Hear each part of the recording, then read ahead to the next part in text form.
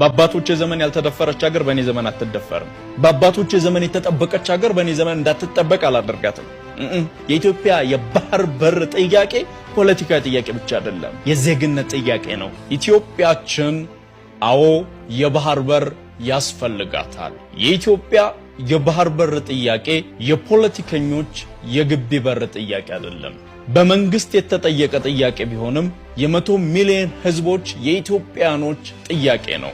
ያሁን ሚሊዮኖችን ዕጣ ፈንታ የሚወስን የነገን የኢትዮጵያን ስልጣኔ በደማቅ የሚጽፍ ትውልድ በቀጠናው ላይ ያለውን የጂኦፖለቲካል አስተሳሰብና አሸናፊነት የሚያረጋግጥበት በምስራቅ አፍሪካ ላይ የተዘረጉ እጆችን ሁሉ የእጆቹን ያዘረጋግ መጠን የሚወስን ኢትዮጵያ ሀገራችን ደግሞ በቀጠናው ላይ ያላትን የማይነቃነቅና የጸና ፍላጎት የምታስከብርበት የሉዓላዊነትና የስተንፋስ ምልክት ነው። ኢትዮጵያ የባህር በር ጥያቄ ማቅረቧ ቅንጦት ለሚመስላችሁ ቡድኖች እንዲሁም ደግሞ ባለማወቅ በፍላጎታቸው ስሌት ለወደቃችሁ ሰዎች ይመልክታለኝ። ስልጣኔዋና ታሪኳ ትልቅ የሆነ ለአፍሪካ አንድነትና በቀጠናው ላይ የሚደርሱ ሸክሞችን ሁሉ በጫንቃዋ ላይ የተሸከመች ለምትኖር ሀገር ኮሽ ባለ ቁጥር ለጎረቤቶቿ የሰላም አስከባሪ ኃይል ሆና ድጋሜ ብርታቷን ላሳየች የኩሩ ህዝብ ምድር የባህር በር ጥያቄ ማቅረብ የፍትሃዊነት ጥያቄ ነው። እኛ የባህር በር ጥያቄ ስናቀርብ እያቀረብን ያለነው የፖለቲካ ጥያቄ አይደለም። የስልጣን ዘመናቸው በጊዜ የተገደበ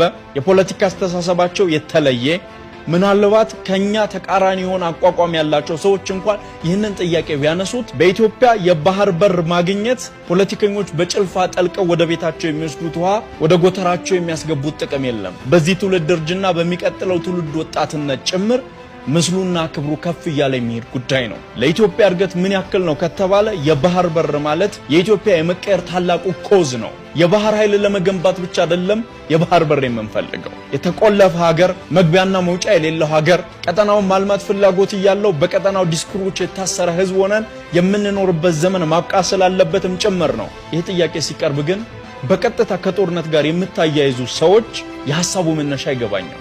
የባህር በር ጥያቄዎች የሚቀርብባቸው ዓለም አቀፍ የሆኑ መርሆችና ህጎች አሉ።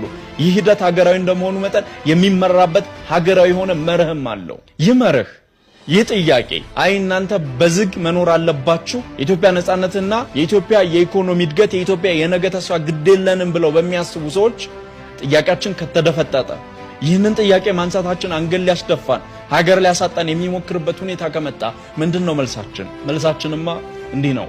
በአባቶች ዘመን ያልተደፈረች ሀገር በእኔ ዘመን አትደፈርም። በአባቶች ዘመን የተጠበቀች ሀገር በእኔ ዘመን እንዳትጠበቅ አላደርጋትም። ሀገር ላይ አይኮረፍም። ከሀገሬ ጋር አልጣላም። ከምንም በኋላ የረፍት መዓዛዬ ከምንም በኋላ ተመልሼ በኩራት